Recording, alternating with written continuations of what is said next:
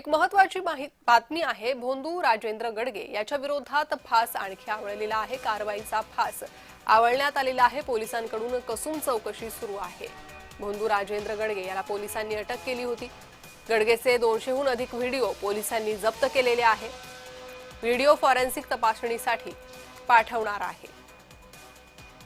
तर महाराष्ट्रातला हा आणखी एक भोंदू जो सध्या पोलिसांच्या ताब्यात आहे। त्याच्याकडील अनेक व्हिडिओ सध्या जप्त करण्यात आले। भोंदू गडगे प्रकरणातील उर्वरित 3 आरोपींचाही शोध सुरू आहे।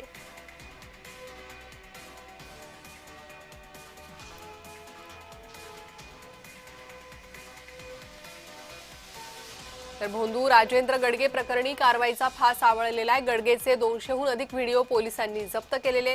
व्हिडिओ फॉरेन्सिक तपासणीसाठी पाठवणार आहे।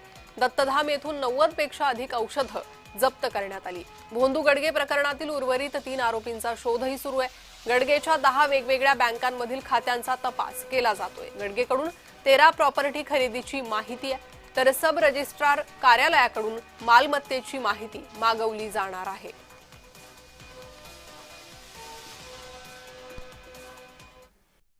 दोन आरोपी आता सध्या अटक आहे, राजेंद्र गडगे आणि मधुकर शिंदे। अन्य आरोपी जे आहेत 3, त्यापैकी सूरज शिंदे आणि डॉक्टर मोहन पुरी व अन्य एक आरोपी असे अटक करणं बाकी आहे। त्यांचा शोध आपण घेत आहोत।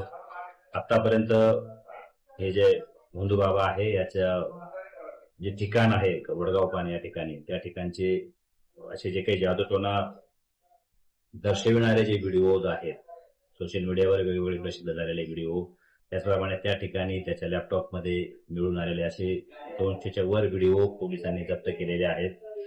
या सर्व व्हिडिओंचा आपण फॉरेन्सिक टीम कडून ऑडिट करून घेणार आहोत। फॉरेन्सिक लॅब कडून त्याचा अहवाल आपण मिळवणार आहोत।